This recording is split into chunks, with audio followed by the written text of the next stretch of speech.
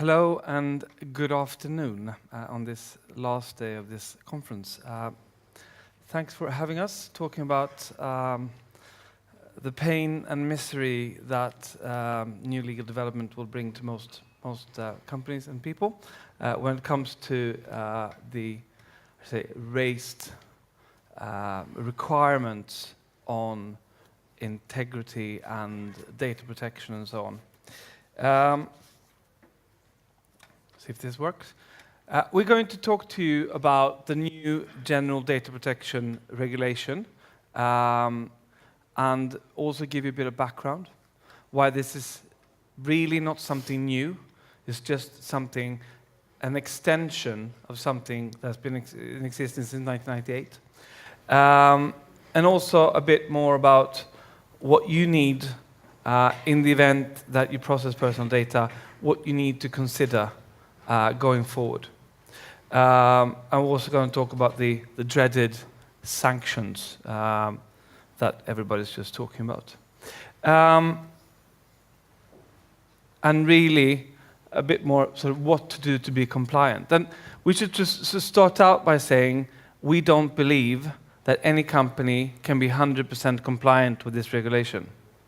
If they do, they've introduced so many security controls, processes, documentation. So we honestly, as lawyers, think it would be really impossible to run a normal business.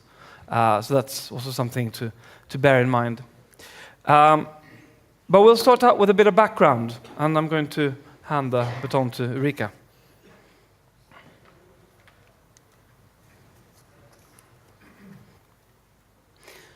Yes, so today we have the Personal Data Act applicable in Sweden, which is based on the Data Protection Directive from '95.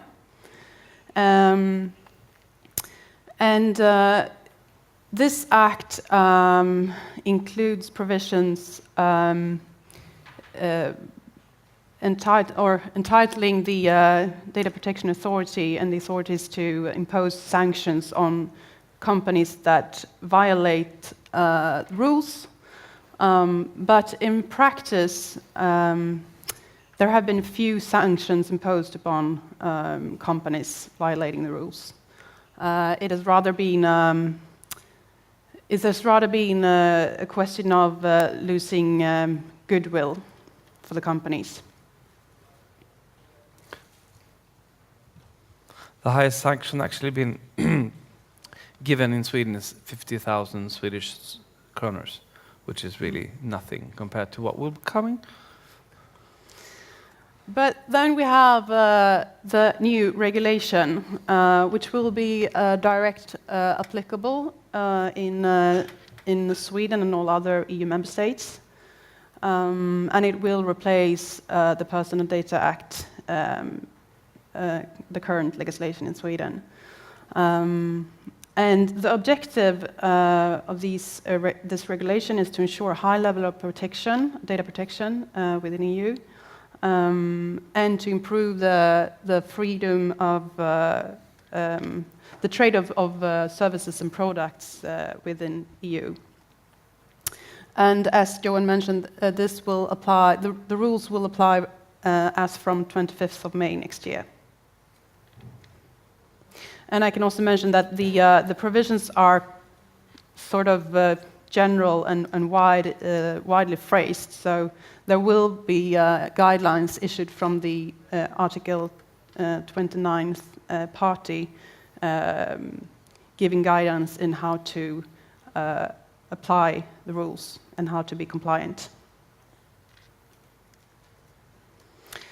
Well, in short, it will be one regulation to rule them all. And the principle in the regulation are based on current law, as Johan mentioned, the directive. But there will also be a large number of news, which we will get back to later in our presentation. There will also be some possibilities for discrepancies in national law, but that will only be from certain rules. One example is the employment law area. And this regulation shall be interpreted uniformly throughout EU, which is sort of the purpose and the intention with this regulation. I can mention that the directive has been implemented in sort of 28 different ways. So this is one of the main purposes of this new regulation. And it will also apply to all processing of data. Today we have an exemption in the Personal Data Act in 5th A paragraph, clause 5th A. This exemption regards unstructured materials. So, for example, running text in emails have until next year been exempted from the Personal Data Act. But from May next year, this exemption will no longer apply. So, what is personal data?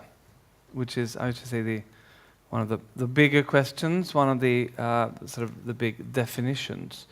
Under the current regime, as Erika mentioned, the directive has been implemented basically in 28 different ways, which means that the definition of what personal data actually is has been interpreted in many, many different ways in many different member states.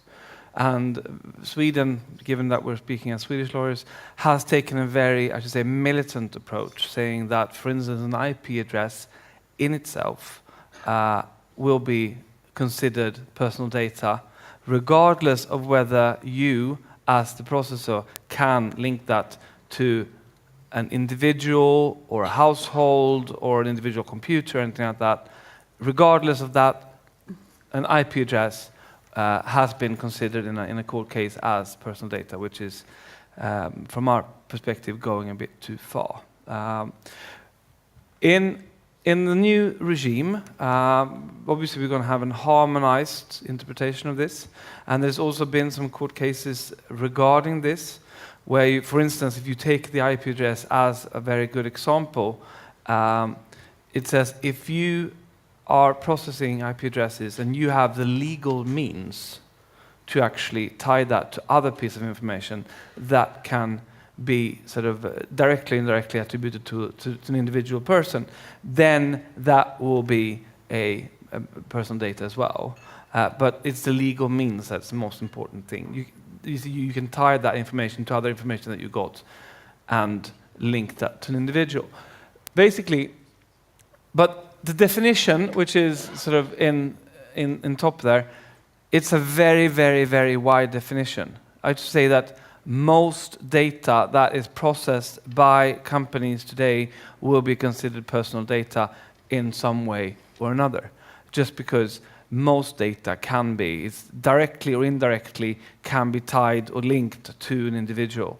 So that's why this is really sort of important. So given the three examples that we got, an email address, obviously, the picture is also obviously personal data. The IP address is such, well, we'll see what happens. A telephone number, an address, or something like that, that will all be considered as personal data.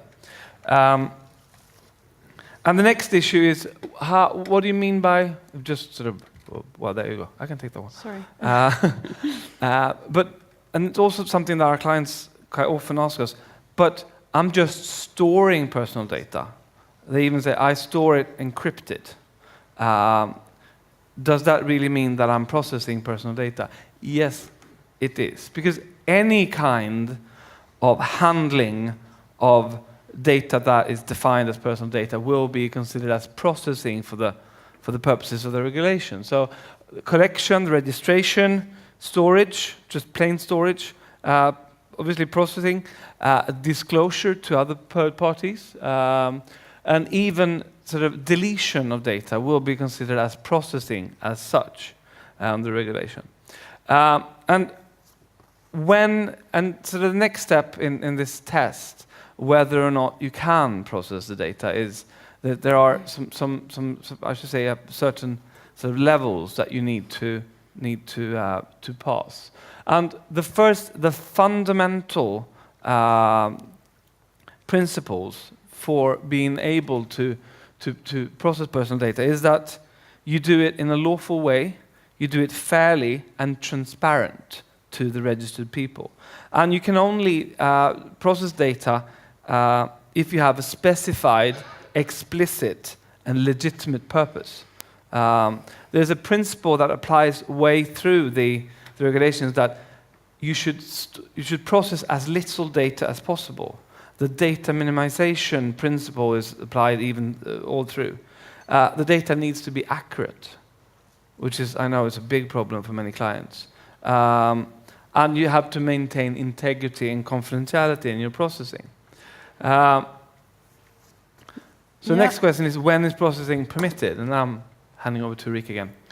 Yes, so when you have passed these fundamental principles, you must ask yourself whether you have a legal ground to stand on when it comes to processing. So only if you can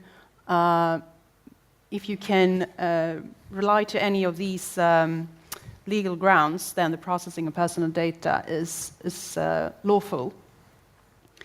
And one legal ground is informed consent, which is, I would say, one of the most common grounds.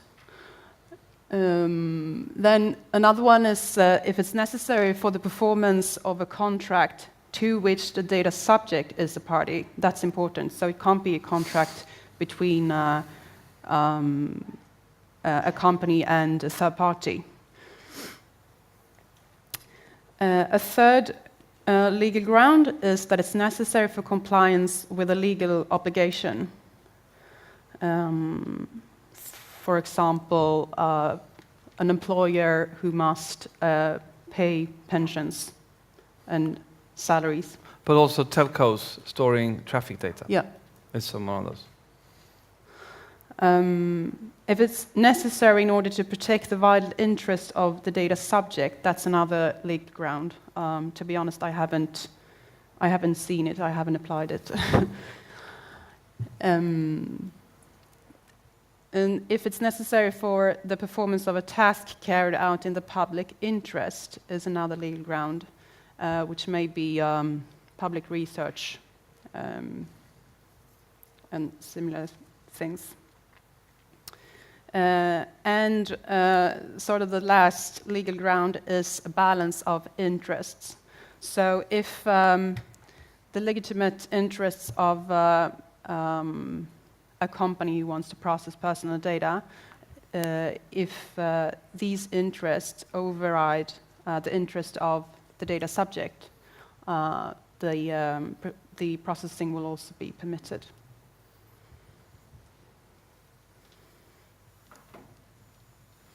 So I mentioned consent as one legal ground, and the requirements for obtaining legally valid consent will to some extent be stricter in the regulation compared to today in the Data Protection Act. The consent must be freely given, specific, informed, and unambiguous from the data subject. It may be verbally or in writing, but a new principle in the regulation is the accountability principle, which means that you will have to be able to show that you are compliant and that you have thought of these rules.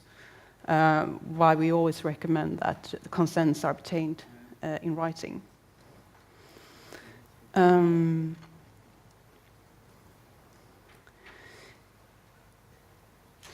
And a request for written consent shall be presented in a manner which is clearly distinguishable from the other matters. And this requirement means that you cannot include the consent in general terms and conditions. So it must be specific and a specific indication, like sort of a separate box to tick. Um, and another thing is that you must assure that that the consent covers all the purposes that you have informed the data subject that you are processing the personal data of. So you cannot. You have to obtain a separate consent from each.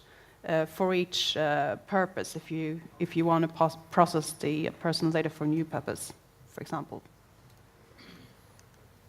So, why do we really have to care? I told you about that the previous sort of sanctions on the Swedish law has been, I should say, minimal, but this is changing.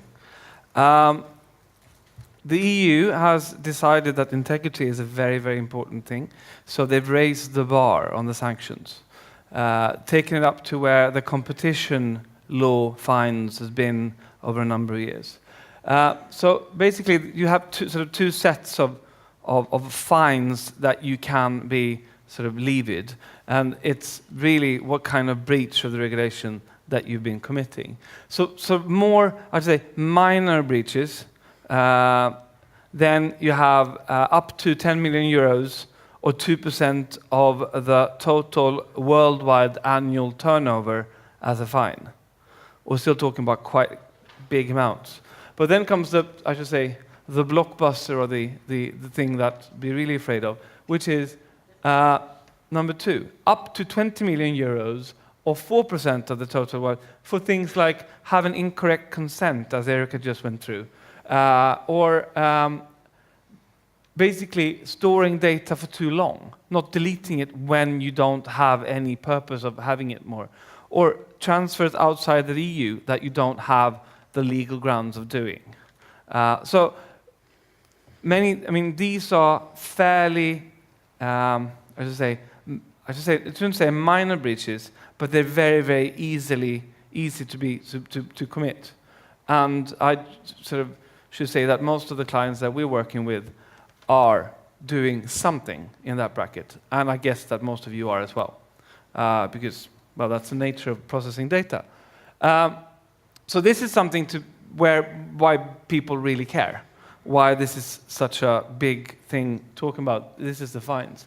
But when you talk about the fines, there's also other sanctions. For instance, if I am in a sort of big block of personal data that's been breached, I may have a claim for damages because of the pain and suffering that I've due to this integrity breach. So I might have a claim for damages as well. In Sweden, basically the damages will be determined according to national law, and in Sweden the damages for these kinds of breaches are quite low, but still, if you have a database of 500,000 names and you have to pay 1,000 kroners to each of them, it's just going to be sort of significant amount of money for fairly sort of small things.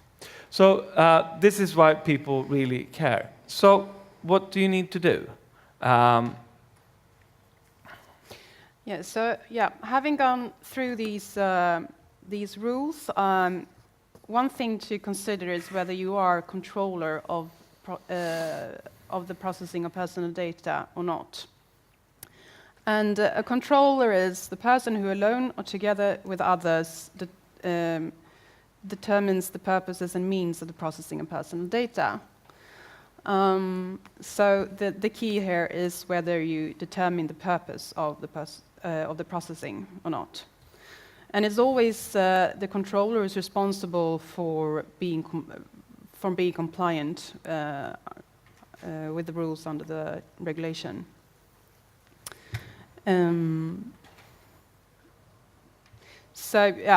I will come to that on the next slide, but you are the one responsible for example, the IT systems you use, and not the IT supplier.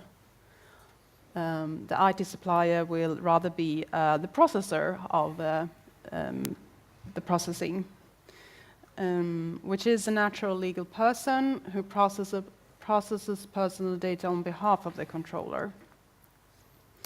And one example is cloud service providers who are granted access to personal data.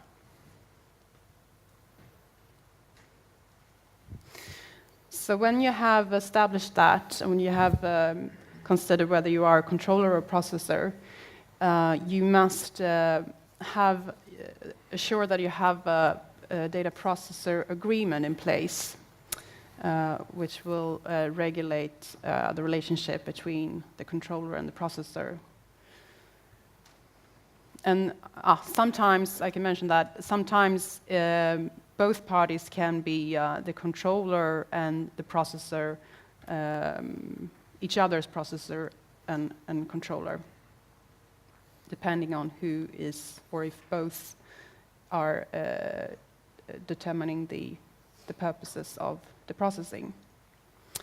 And this catalog of requirements for the content of the data processor agreement is much more extensive now than compared to today.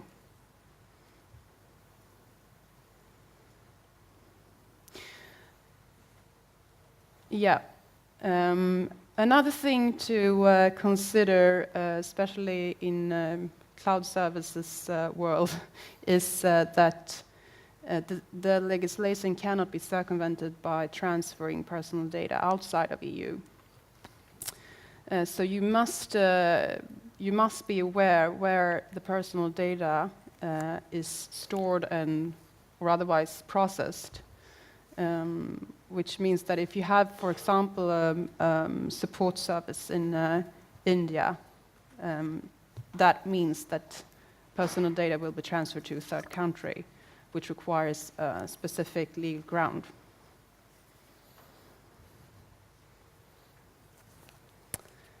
And also, even though you are compliant, you have a legal ground and for processing the personal data, and you fulfill the fundamental principles, you must always inform the data subjects of the processing. So the regulation will mean that you have to update your information, the information text provided to the data subjects, and yeah, I will sort of rush. Yeah, there's also a lot of, as we said, this is the existing regime, but a bit sort of doped up. So what has been sort of added is lots of security requirements and requirements on systems. And up till now, we've basically gone through what do you need to do to ascertain that the data you process right now is, do you do that in a compliant way? But going forward, there's lots of sort of requirements that are set forth. So basically, sort of companies needs to implement properly technical and organizational measures to be able to handle data breaches and be able to handle all these sort of administrative routines. And this may involve, and this is sort of obvious for you, involve encryption, of course, which is just sort of a layer of protection. Encrypted data is still personal data. And also different kind of monitoring systems that needs to be in place. But there's also a principle of proportionality. If you are a company that basically are not handling sort of important customer information or important sort of private individuals and so on, maybe the measures that you need to take is slightly lower than, for instance, a gaming operator or a bank, for instance. There's also a couple of new principles that have been sort of introduced when it comes to sort of new systems. The two principles is privacy by design and privacy by default, saying that when designing new systems and when sort of modifying old ones, personal data and privacy needs to be at the forefront, needs to be at the pinnacle of that design work. It's that you only, as we were talking about data minimization before, you only process the personal data that you need to carry out what you're doing. And also, these systems needs to facilitate that you have access to the data that you're processing, that you're able to correct it, and also that you're able to delete everything. Because one of the principles of this is that a data subject has always a right to have his or her personal data deleted in your systems, in your processor's systems, and even more crazy, in your backup systems, which I've been talking to lots of sort of more technical-minded people than I am. They say, well, that will probably ruin the integrity of that backup if you need to go through the data that is in there. You probably know this already, but that's what I've been told. So that requirement is very, very difficult to live up to, and that's, I mean, goes along the line where we said it's really, really difficult to be 100% compliant with this. But the right to be forgotten is a sort of unequivocal right for a person to go to somebody that processes data and say, please delete me. And basically, this is the chart that you need to consider. Somebody come and ask for delete the data, and then you, as a processor, need to do I have a legitimate basis to keep the data? For instance, do I have a legal requirement, like sort of accounting rules or anything like that, that needs to keep certain data? Yes, then I can keep it. If I don't have that anymore, we don't have a continuing relationship or anything like that, then that data should be deleted, and it should be deleted everywhere, which can be fairly difficult.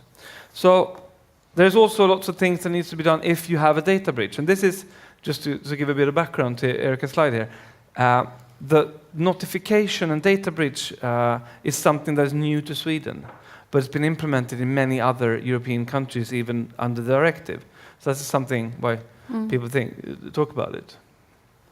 Yeah, and as you can see, the time limits for when you must notify the supervisory authority are pretty short. You must no later than 72 hours after having become aware of the breach, notify a personal data breach to the authority. And you must also notify every data subject of a data breach, even though there are some exemptions, and even though this rule apply if it's likely to result in a high risk of the rights and freedoms of natural persons, as it is stated in the regulation, even though that is pretty vaguely phrased. But this is something that the organizations must have in place, routines for how to notify the Data Protection Authority of data breaches. And it should also be mentioned that a data breach could be pretty much. It could even be forgetting a laptop in an airport. In public, public space. And I mean, something that we've been sort of considering, in Sweden we have Datainspektionen, and we don't even think that they have administrative sort of powers to be able to handle these notifications. From a budgetary means they've given they're given an additional sort of 1.5 million SEK to handle the new requirements. And since they're understaffed from the beginning, you can imagine how much they can do with that. Basically, what are we doing and what should you do? I mean, privacy is now a question for top management. It's a board matter since the sanctions are pretty high. And it's become, due to the sanctions, obviously more important to comply with this regulation and the law.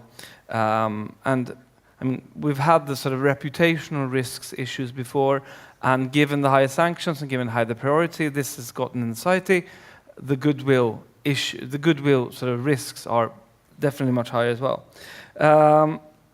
Some systems and databases used by several organizations might be illegal as they are.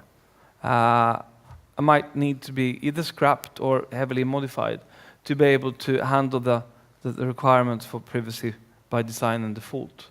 So this is something that most organizations need to budget, and it's not money that you are spending to make your business more profitable. It's just sort of a compliance issue. And what we're doing right now with lots of clients is doing GDPR projects, where we do sort of a big due diligence of any kind of databases, what kind of personal data is processed, how the consent looks, all the documentation requirements, and so on. And from there, we're taking that to what are the steps that need to be taken to ensure sort of the highest level of compliancy. But basically, in your organizations, you need to have somebody, or if you're in charge yourself, learn and apply and comply to these changes. And also look at your contractual counterparties that process data for you. Do they comply? How to structure liability issues and so on. Very, very important. And basically, we'd like to sort of stop there. This is something that's really difficult to cover in 30 minutes because it's a fairly, I should say, a complex and very vaguely formulated regulation that even we lawyers struggle to understand. But now I hope that we're giving you, I should say, a crash course, so to say, in what's going to be new and what you need to sort of consider if you have these kinds of issues. So, thank you for listening to us for this half an hour. Okay. We have time for a couple of very quick questions. I see two already. Can we bring the microphone first here, please? Hello, this is Magnus Sandberg at NetNode. I know that in some other regulations, there is the difference as me as a private person or when I represent my employer.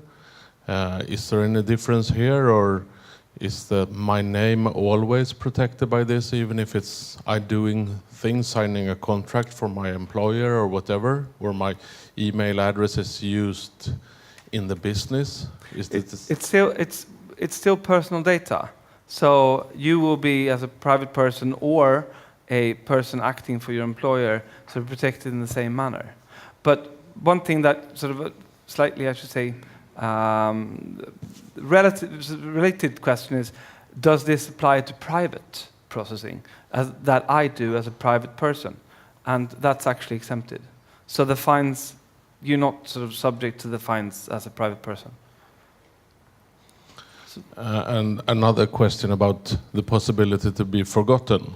I mean, more or less every company has this Excel spreadsheet with addresses for sending Christmas cards or whatever. Yeah. So I guess that if I would like to be forgotten in some other company, they have to go through all these Excel spreadsheets and find my name and remove it if the Christmas card is already sent away. Yes.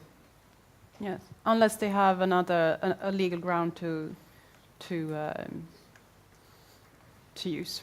For instance, if you've sort of entered into a contract with them that they should send you a Christmas card every year, then they need your address to actually be able to fulfill that contract. Just to take a very simple example. More questions? Okay, we have time for one quick question. Hello, I'm Lars from IDG. As all regulations overrule Swedish laws, right? But not constitutional laws. That is something, I mean...